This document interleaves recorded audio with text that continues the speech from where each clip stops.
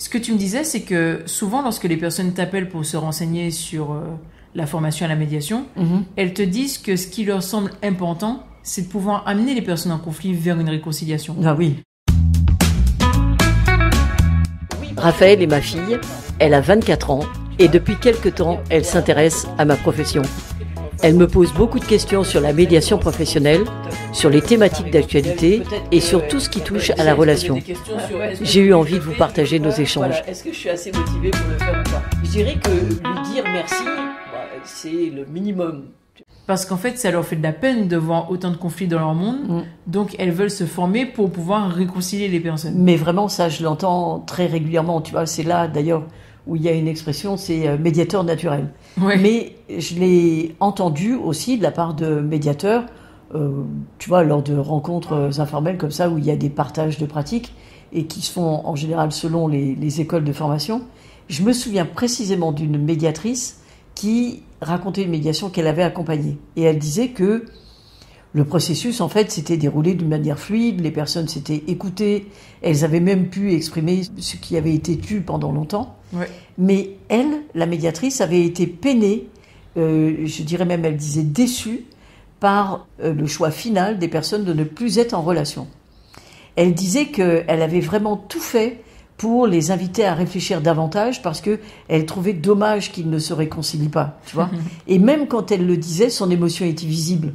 En fait, pour elle, sans réconciliation, la médiation, elle n'était pas complètement réussie. Même c'était un échec. Hein. Et c'est peut-être précisément là c'est important de pouvoir réfléchir parce que ce glissement pourrait être courant si nous ne sommes pas vigilants sur la posture, sur les attentes et sur les objectifs du médiateur professionnel. Ouais. C'est-à-dire que le médiateur n'est pas là pour espérer une certaine issue. Le médiateur, il doit garantir un cadre rigoureux, structuré, dans lequel les personnes peuvent s'engager dans un processus de clarification. Oui. Et au terme de ce processus de clarification, elles vont pouvoir choisir. C'est ça, on a déjà parlé des différentes issues du conflit. C'est Ouais. soit reprendre une relation comme elle était auparavant, Ouais. soit l'aménager pour pouvoir adapter aux différentes situations, ou tout simplement de décider de rompre, mais de façon consensuelle. C'est ça. Et toutes ces issues sont possibles.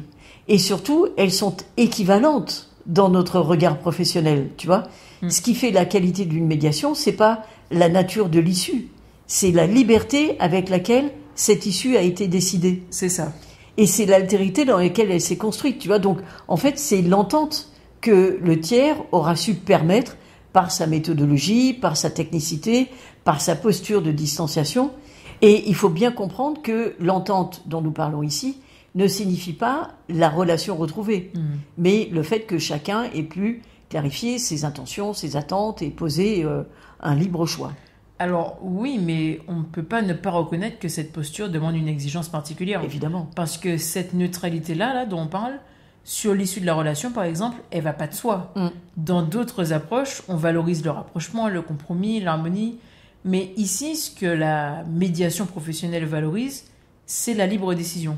Et pour que cette liberté soit réelle, encore faut-il qu'il n'y ait aucune pression, même subtile, tu vois, qui vienne altérer le cadre. Ça peut être une expression sur le visage du médiateur, ça peut être une expression qui s'affiche, ça peut être un soupir, un mot, ça peut suffire à envoyer un message implicite. Ouais. Et c'est tout le rôle du médiateur professionnel que de rester parfaitement aligné avec sa posture. Oui, parce que si le médiateur attend quelque chose, ah oui, forcément, là, il sort de sa neutralité. Bien sûr. Et dès qu'il sort de la neutralité, il va risquer d'orienter, sans même le vouloir, la discussion. Et à ce moment-là, il ne permet plus aux personnes de faire un choix libre et éclairé, puisqu'il participe à une direction comme si lui-même, il avait des intérêts à défendre. Mais vraiment. Et donc, là, la place du médiateur, elle est claire. Elle est au service de la recherche de liberté des parties. Et dans sa pratique, tu le vois, quand tu viens en formation avec moi, c'est ce que nous travaillons en fait en formation. Ouais. Le médiateur professionnel, il doit savoir mettre de côté ses propres représentations et c'est là où ça peut être le plus compliqué. Ses représentations, ses valeurs, ses attentes qui sont issues de sa vie personnelle. Parfois, il pourrait y avoir de la confusion. Donc, il est attentif en fait à ne pas imposer, même subtilement, un cadre idéologique, un cadre religieux, juridique ou psychologique. Ouais. C'est-à-dire qu'en fait, il n'intervient pas en tant que personne, mais en tant que garant d'un processus qui va mener à ce que tu disais tout à l'heure. Et c'est cette posture-là qui permet aux personnes d'exercer leur liberté pleinement, ce que tu disais également. Et pour comprendre vraiment ce qu'est une médiation professionnelle, il faut peut-être entendre d'abord ce qu'elle n'est pas. Et ça, je pense que ça vaut bien un podcast. Ok.